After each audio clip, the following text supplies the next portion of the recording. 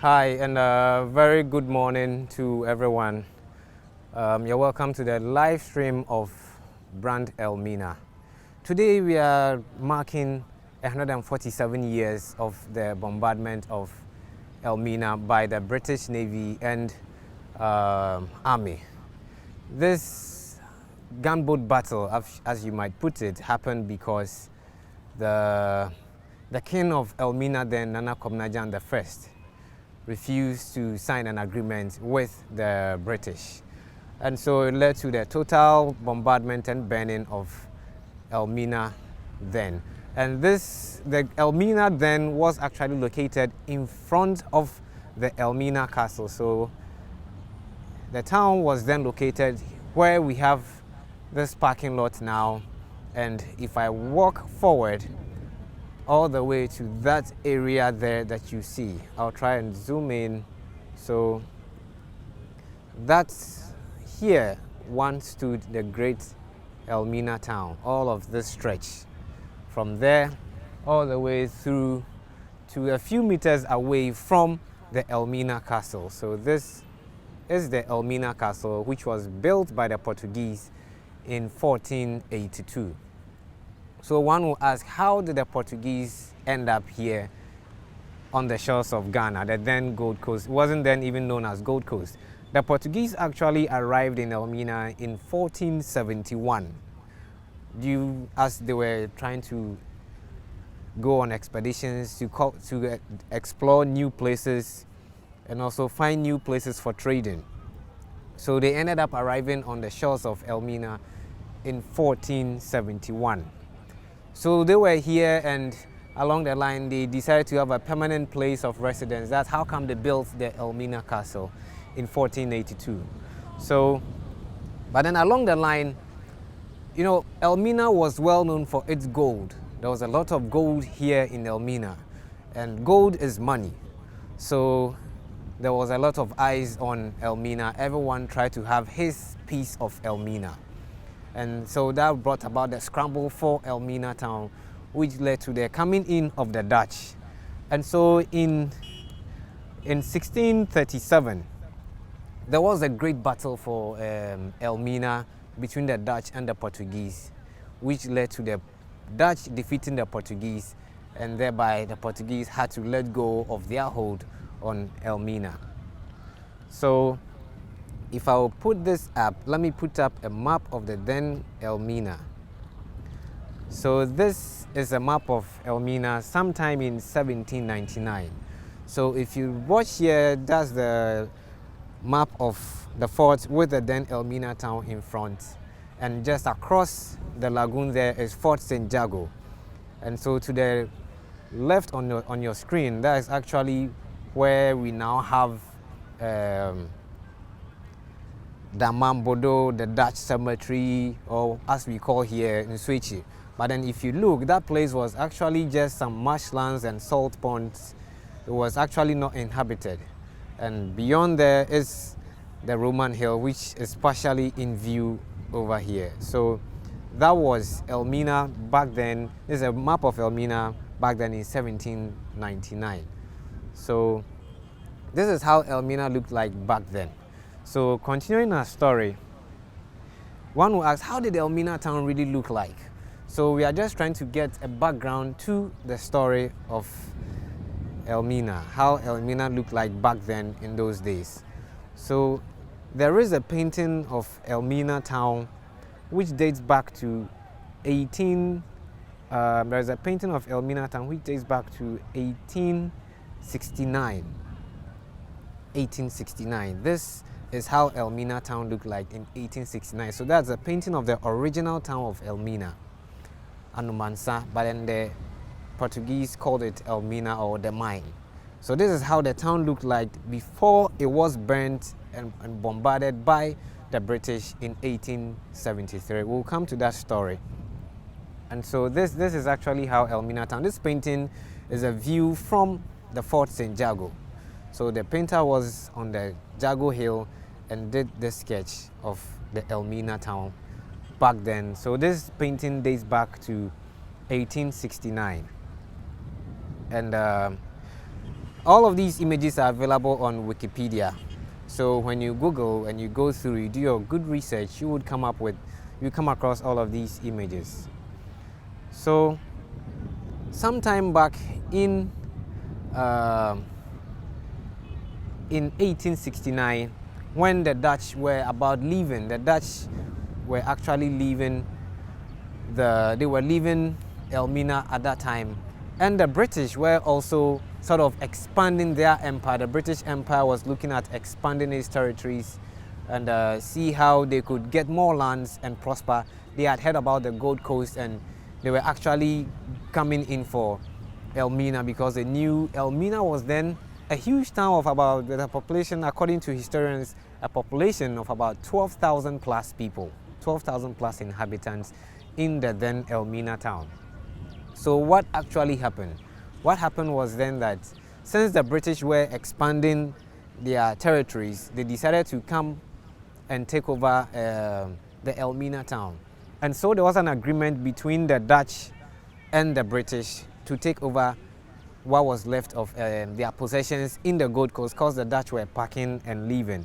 So there was an agreement between the Dutch and the British on the 6th of April 1872, where the Dutch officially handed over their possessions in the then Gold Coast to the British. But then this didn't sit well with the Elminians at that time, Nana Kobena Gyan, because the Elminians were allies to the Ashantis. And the Ashantis were also the arch enemies of the British. So that was where the conflict actually started. The conflict and the misunderstanding of the Dutch handing over their possessions to the British. And the British being the enemies of the then Ashantis, who were also expanding the Ashanti Empire, trying to take over the coast, because they realized that along the coast, if you were able to take the coast, then they would have expanded their empire all the way from the north down to the southern part of Ghana. But then what was standing in their way was the British, who were actually supporting the locals to stand the British anytime there was a conflict. So Nana Kobena Gyan then and the secretary formed the Asantehene then, who was Nana Karikari at that time. They opposed the Dutch handing over their possessions to the British. They were like, you can give it to anyone else, but certainly not the British, because they didn't see eye to eye. Ashantis wanted to expand to the south, take over the coast. The British also at the same time wanted to affirm their hold on then the Gold Coast. So what happened was, this is where the whole conflict that led to the bombardment of Elmina started. So on the 12th of March 1873, Nana Kobena Gyan and his royals were summoned to the castle of the Palaver Hall of Elmina Castle. And he was actually escorted by 5 of his royals. So when they went, the governor then tried to, test their pulse, give them something so that they silently and quietly agree to the handing over of the Elmina Castle to the British. But then what happened? What happened was that Nana Kobena Gyan said no, he wouldn't be part of any of that. But then 3 of the chiefs that he went with, his people that he went with, well, they say money does a lot of things. So they agreed, they actually agreed and took the money. But 2 of the people who went with Nana Kobena Gyan, their names were written down in the records, Tando Mensah and Kwamena Ekum.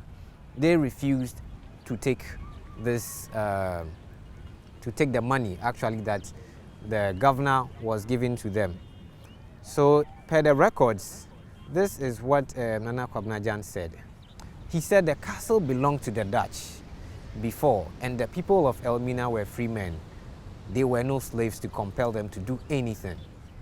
But when Governor Pope Hennessy came to this castle, he did not consult me before the English flag was hoisted.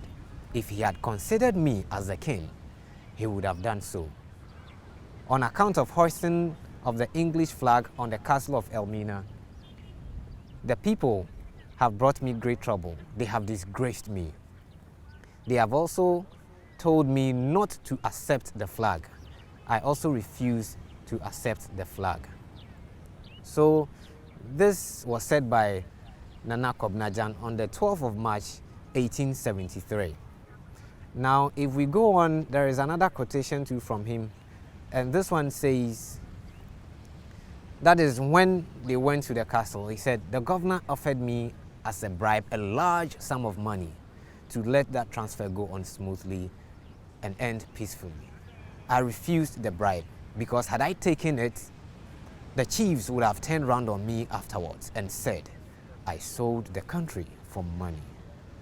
I am not afraid of your power. You may hang me if you like. I will not sign any paper. Wow. That is Nana Kobena Gyan. And this was recorded by one Hendrik Vroom, who was then in the Palaver Hall with the governor when Nana Kobena Gyan was called in. So this, I mean, if you read this, this tells you what Elmina or the chiefhood meant to Nana Kobena Gyan and how deep the rift was between the British and the Ashantis and their allies. So Nana Kobena Gyan just refused to take any money and stood his grounds. So in this building, which is the Elmina Castle, that is where all of this transpired.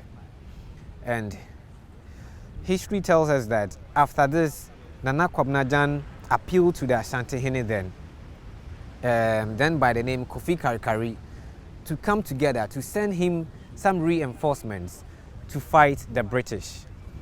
Unfortunately, they were no match for the British and they failed miserably. According to history, it was a big failure when they met with the British.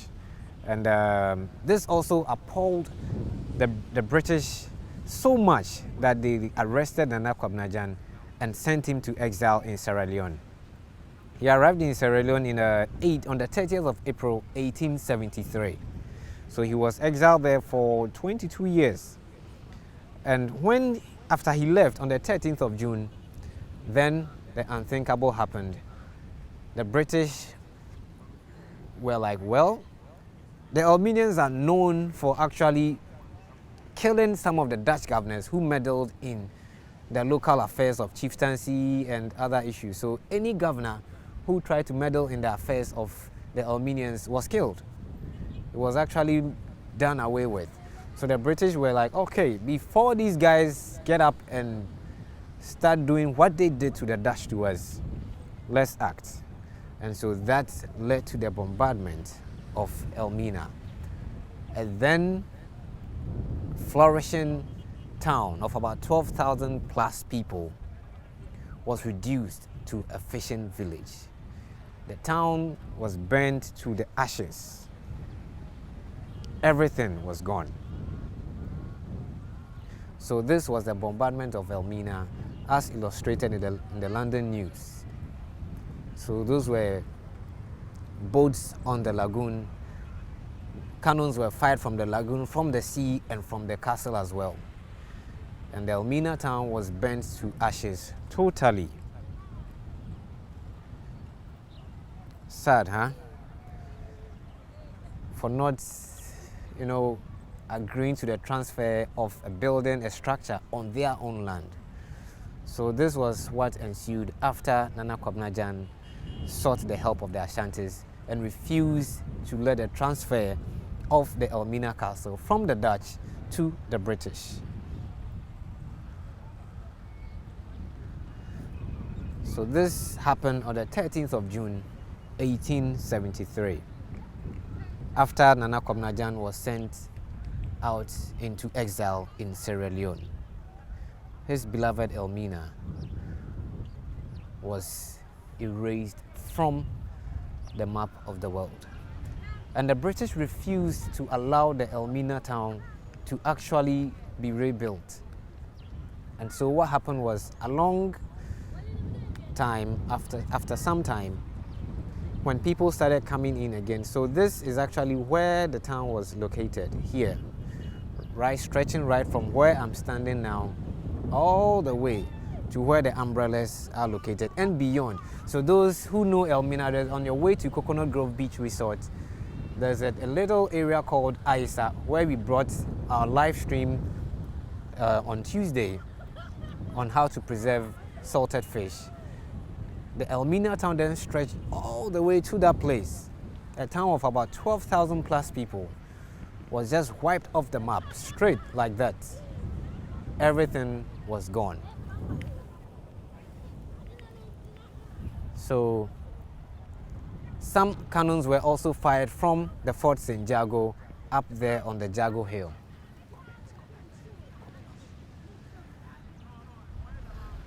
So this is where, if you don't know, this is where the original Elmina town was located after it was bombarded by the British in 1873. And this is how the town looked like.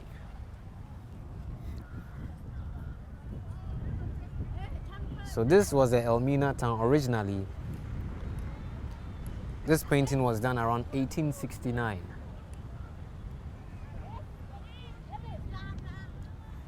So this is how the Elmina town looked like. This is a painting done in 1869, also available on Wikipedia.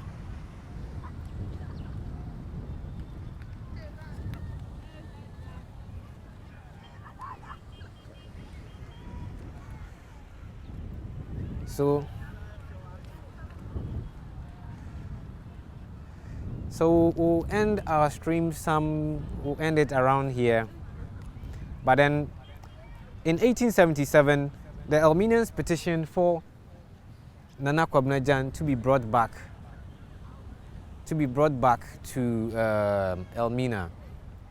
But then the British refused because Nana Kobena Gyan said the agreement was that he would come back as a private person, and Nana Kobena Gyan said no. They took him away to exile as a king of Elmina, so he has to be brought back as a king. And he didn't agree to that one. And that also extended his time in exile until he returned in 1894 to Elmina as a private person.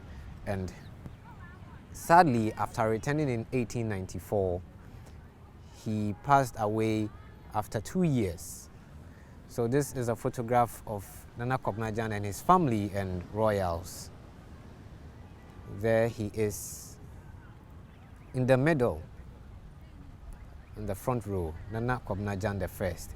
He is also considered as the greatest king of Elmina to have withstood the colonial rule.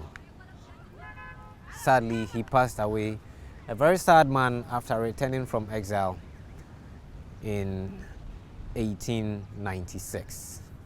So that is Nana Kobena Gyan the First. So we're going to end our live stream here. The video should be live. The video of the short narrative video about Anumansa, the birth of a people, Anumansa, should be up by now on our page. And we have subtitles, closed captions in French, English, and Czech. The video itself has a narration in Fanti. So we'll go for a short break and we'll be back soon.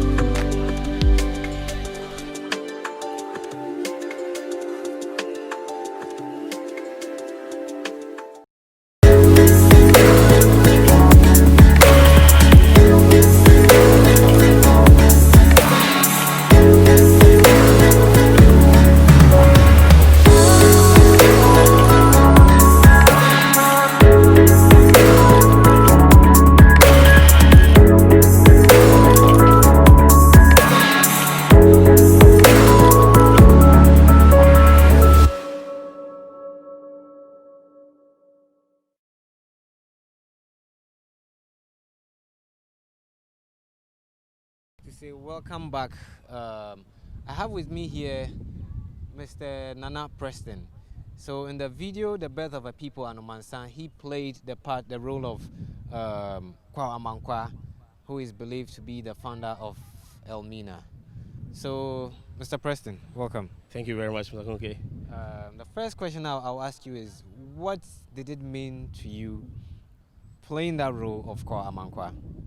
Well, let me say I'm very privileged. I was privileged to get opportunity to play that role in the video, and it means a lot to me, and not just to me, but also to everybody out there, because it backs all the way to the discovery of Elmina, which is Ghana's toughest, most historical town, and it's also a very good way of bringing history back to people, because it looked like where we are.